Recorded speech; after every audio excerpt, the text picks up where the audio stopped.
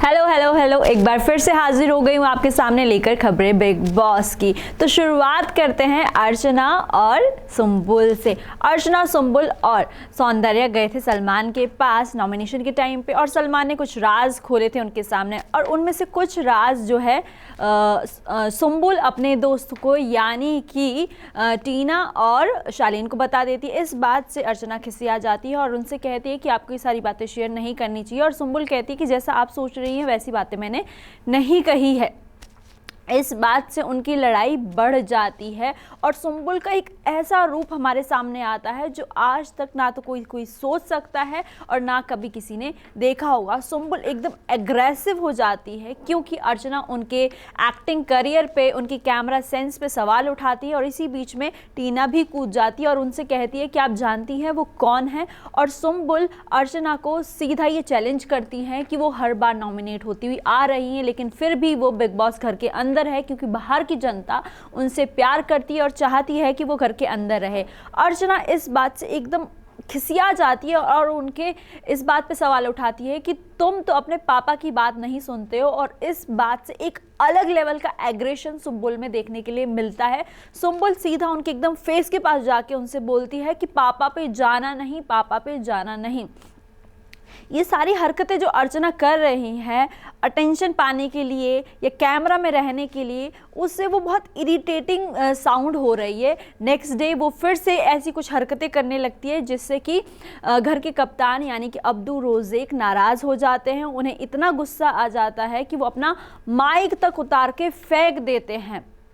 वो कुछ इस तरीके से चीज़ें करती है कि सुबह सुबह सब लोग उठते हैं और वो अब्दू को बोलने लगती है कि अब्दू, निमृत सो रही है, बल्कि निमृत अपने कपड़े सही कर रही होती है। अब्दू जाके चेक करते हैं, वो बोलती है कि मुर्गा बोल रहा है, मुर्गा बोल रहा है।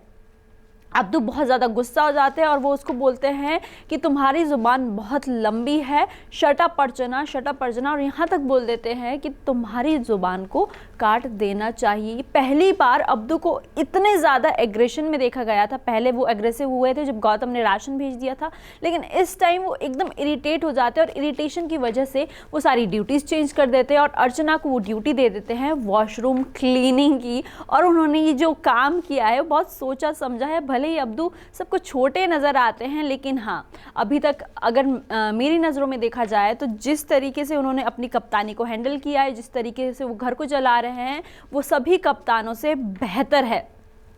आगे कुछ इस तरीके से होता है कि फिर से अर्चना अब्दू को इरिटेट करने लग जाती है। वो उनसे कहती है कि कोई अच्छे से काम नहीं कर रहा है, वहाँ पे वो नहीं हो रहा है, वहाँ पे हो रहा है। तो अब्दू इरिटेट हो जाते हैं और उनसे कहते हैं कि I am captain of this house and I know that what to do and what not.